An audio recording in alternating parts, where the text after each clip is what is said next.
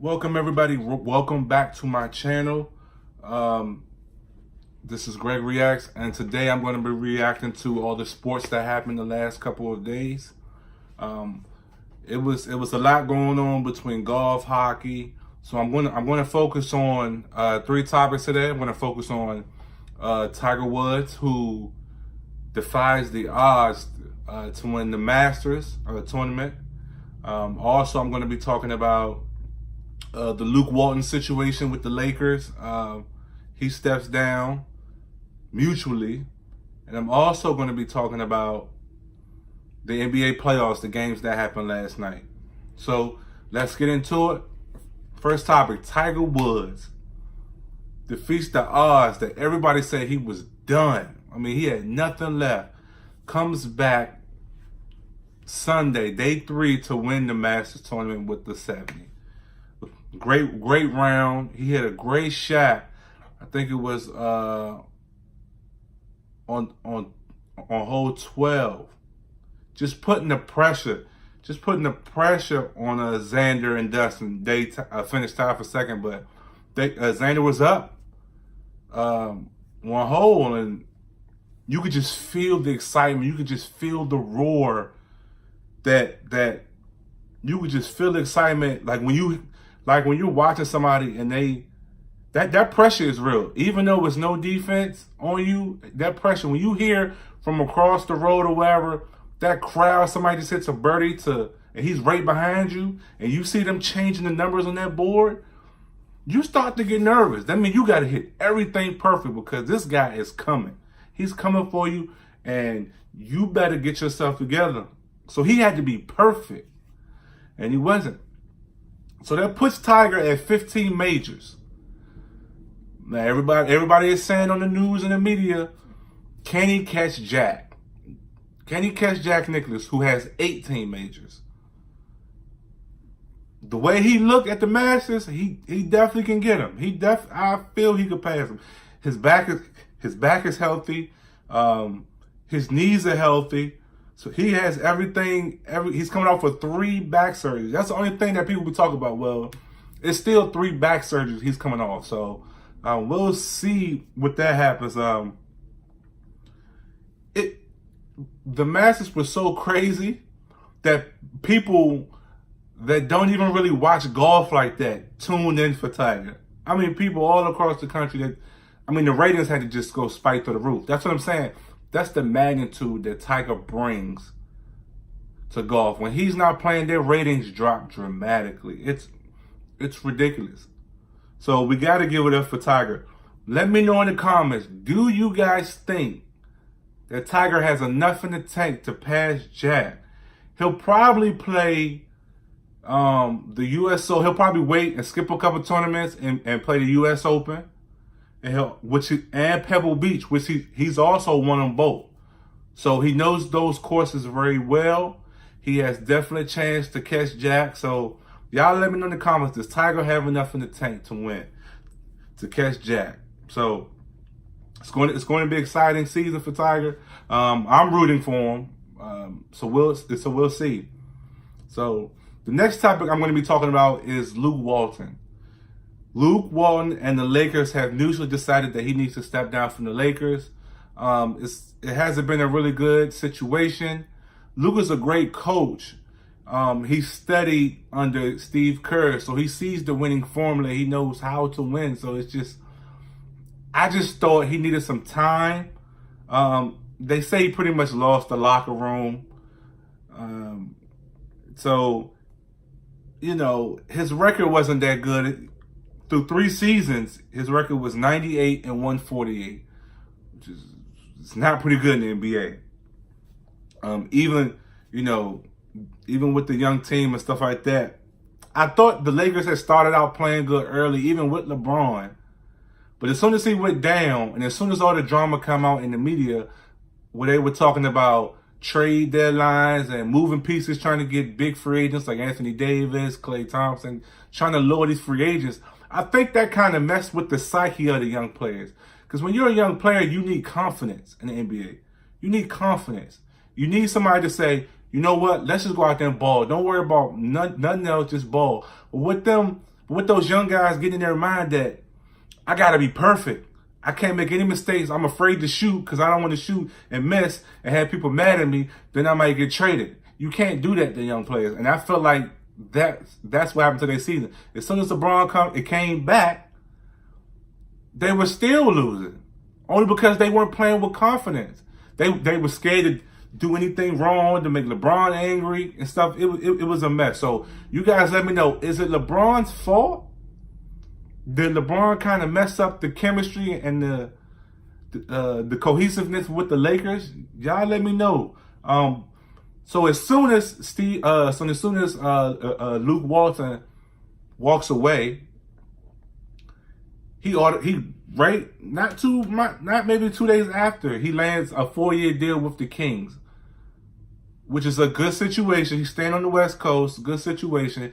Still another young team without a big star that he can kind of mold and get them guys playing well. So I just think Luke Walton needs to be with a young team to where he can continue to draft and build the chemistry. Yeah, it's nice to have the big star, but sometimes you just need to build a chemistry with the young guys you have, and they'll start to play better. Because look at the Denver Nuggets.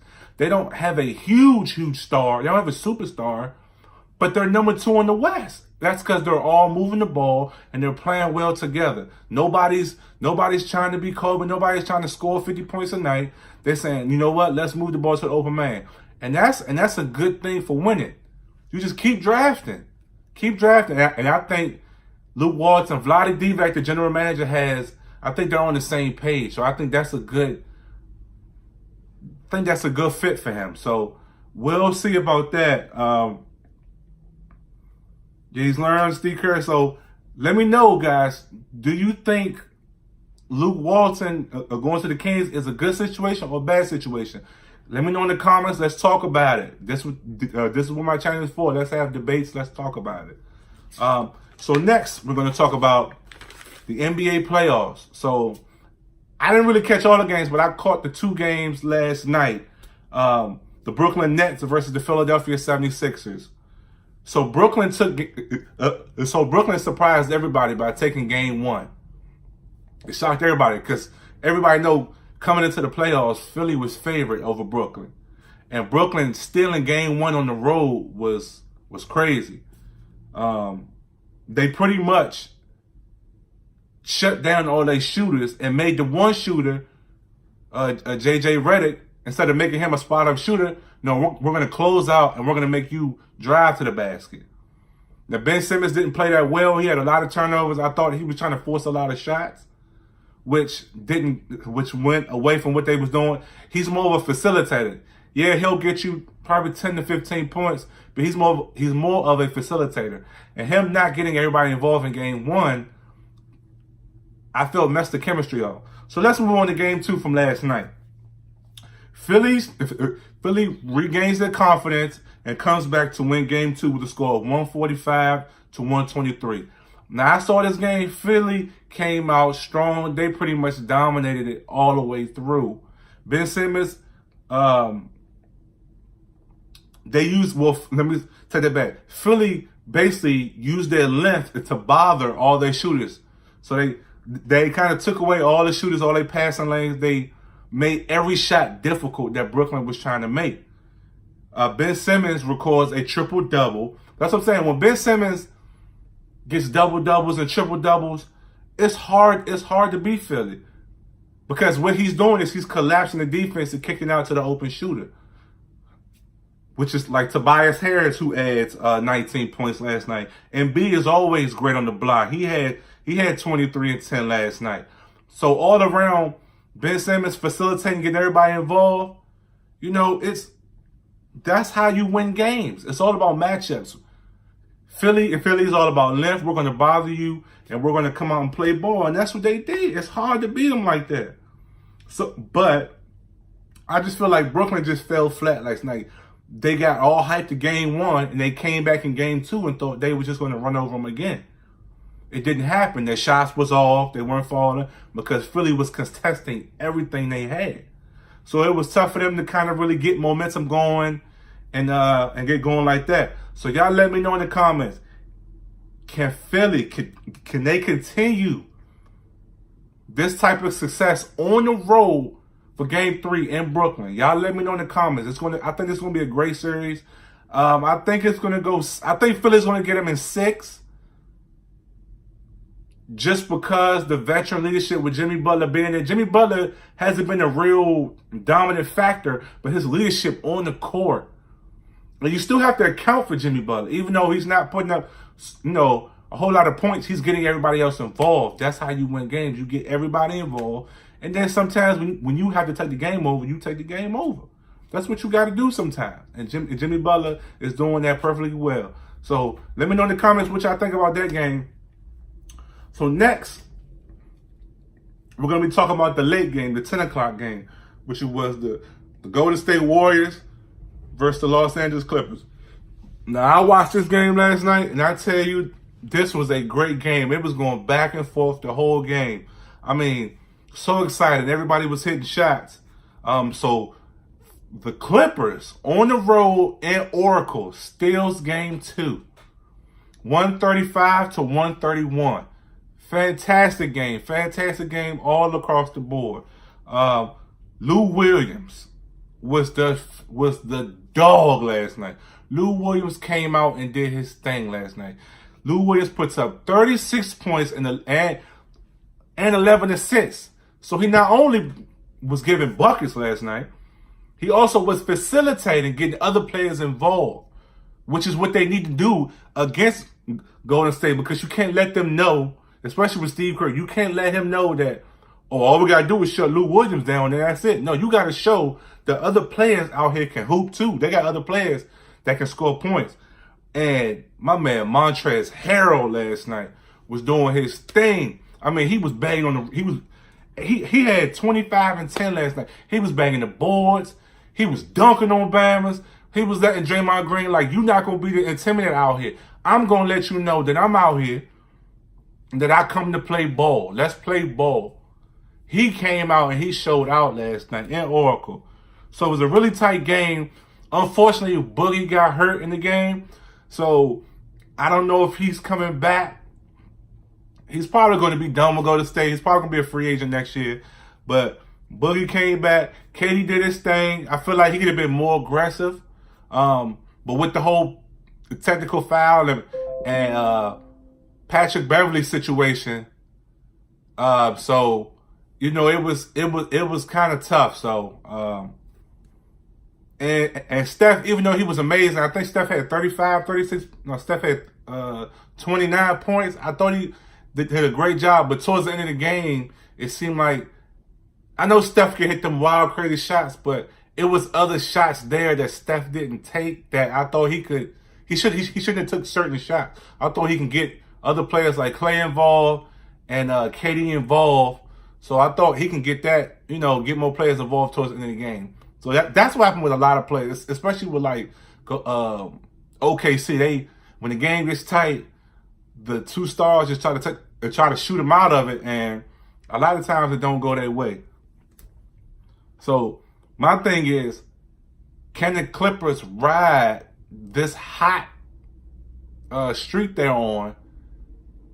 Can they bring that back home and continue that in front of their home crowd? They showed out.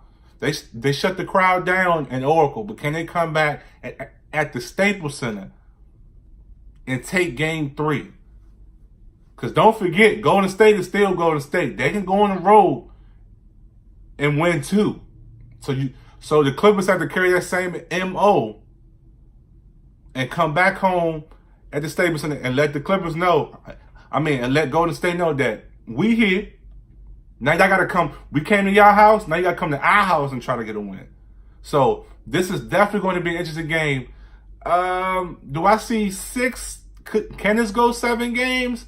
I'm not sure. I still like Golden State to win this series, but it's going to be interesting. The playoffs are looking. The matchup that's going on in the playoffs are looking pretty good. So it's going to be interesting. It's a lot of good games going on, and I'm going to keep you guys updated and posted on all the games. I'm going to let you know my reviews, and let me know in the comments what you guys take on the games from last night.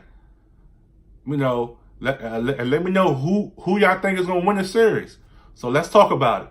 So that's all I have for today, you guys. So I want to welcome you to my channel, Gregory S, which I also talk about music, television, and film. I also talk about sports betting. Now, I also talk about that. So a lot of you gamblers out here, I'm going to give you some of my picks, and see if a lot of these teams have covered and stuff like that. So y'all keep it locked in. I'm going to be having more content. Hit that like and subscribe button. And also hit the bell so you'll be updated on everything I'm posting. So you can stay in the loop. All right, that's it, guys. Y'all take it easy. Peace.